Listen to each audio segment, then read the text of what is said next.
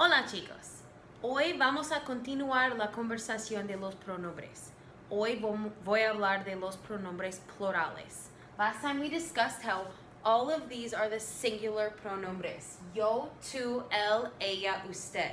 And the tres preguntas importantes we need to ask ourselves are, is the subject singular or plural? Is it about or is it to the subject? And if it is to the subject, is that subject formal or informal? Now, I'm going to turn to los pronombres plurales. The first thing we need to do is we're going to ask ourselves, are they singular or are they plural?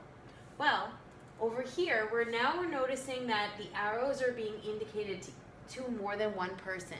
So this entire side is all going to be plural. So I'm just going to put the letter P to indicate plural for every single one of them. Now, last time I mentioned how I put this in a very specific order and a very specific chart for this reason. I want all of the singulars to be together and I want all of the plurals to be together. The good thing about doing that is that if you ask yourself, is the subject singular or plural? Your immediate answer is going to actually negate an entire half of the wrong answers. So if I say to myself, is the subject singular? And then I say yes, well then that means that none of these can be the answer. So all I have to do is worry about this side. So that's the reason, one of the reasons why I put it in this order, and the first question is singular or plural. The second question is about or to. So is this drawing about or to?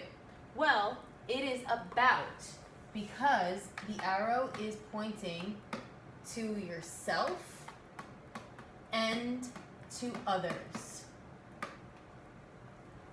So notice, before we talked about just yourself, and now we talk about yourself and others.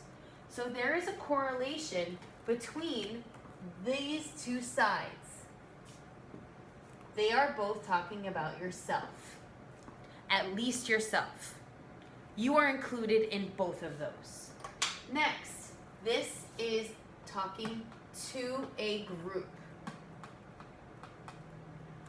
This one is a little special because it is talking to a group of people that are informal, and it is only used in Spain, in España.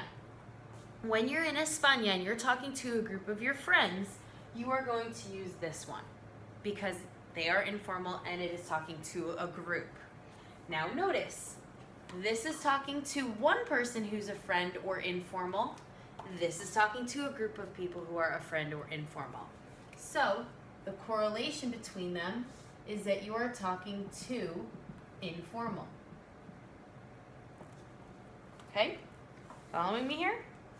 Next, L on this side is a singular about a boy. Over here, we have about. Now, the interesting thing about this is that it has to be at least one boy. Because we've talked about how as soon as one boy comes into the group, the entire thing becomes masculino.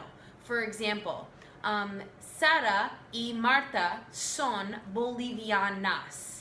It is bolivianas because they are two chicas. But now if we add a boy, Sara y Marta y Carlos son bolivianos. Because as soon as Carlos comes into the group, it becomes masculino. Next, here we are talking about dos chicas. So it is about girls. It doesn't matter however many girls you're talking about, this is the one you're going to be using. But remember, as soon as one boy comes in, it goes back to this one. So be careful. And finally, this one is where we are talking to a group. And I'm going to come back to this one in a second because it is a little tricky. Let's look at this side to side. Here we are talking about one boy. Here we are talking about at least one boy. So these two things are about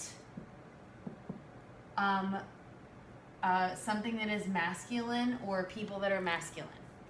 On the other hand, over here we have about one girl, and here we have about more than one girl. So this one is going to be about things that are feminine. Okay? Now, going back to this last one.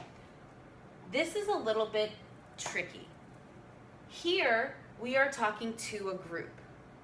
If you are living in España, in Spain, you would be using this for a group of formal people. The reason why this is formal in España is because España has its own special one just for informal. However, everywhere in Latin America, you can use this for anyone who you are talking to, as long as it is more than one person. You can use this one to talk to any amount of people in Latin America, formal, informal, mixed, it doesn't matter. But in España, if you are talking to a group of people who are formal, this is the one you would use. So, let's talk about what we are going to call these. These have names just like the other side did. I'm going to erase these little, the things that are correlating between the sides, and I'm going to show you what the names are. Here we have nosotros or nosotras. And the reason why there are two is because if you are a boy and you're talking about yourself, you're always going to make it masculine because you're a boy. But if you're a girl, you might use nosotras if you are talking about yourself and other people who are girls. So, mi mamá y yo somos bajas. My mom and I are short.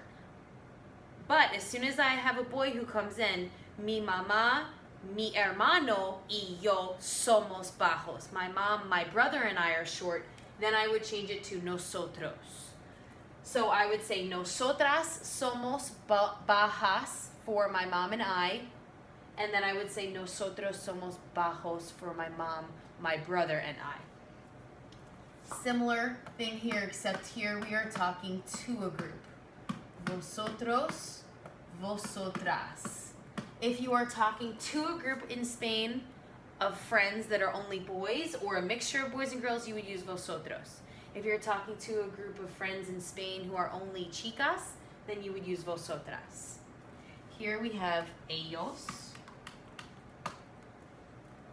Here we have ellas. About at least one boy, about more than one girl. And then down here, we have ustedes, which can be abbreviated to UDS. So again, we are asking ourselves 3 questions to figure this out. Is it about? Is it singular or plural, which will eliminate one side completely? Is it about or to, which would then help you decide if between the ones on one side. And finally, is it formal or informal? And that will help you, if you decide that it's to, it will help you decide between the ones that are to. I hope this was helpful. I have another video coming that has some examples and some ways to work through your questions.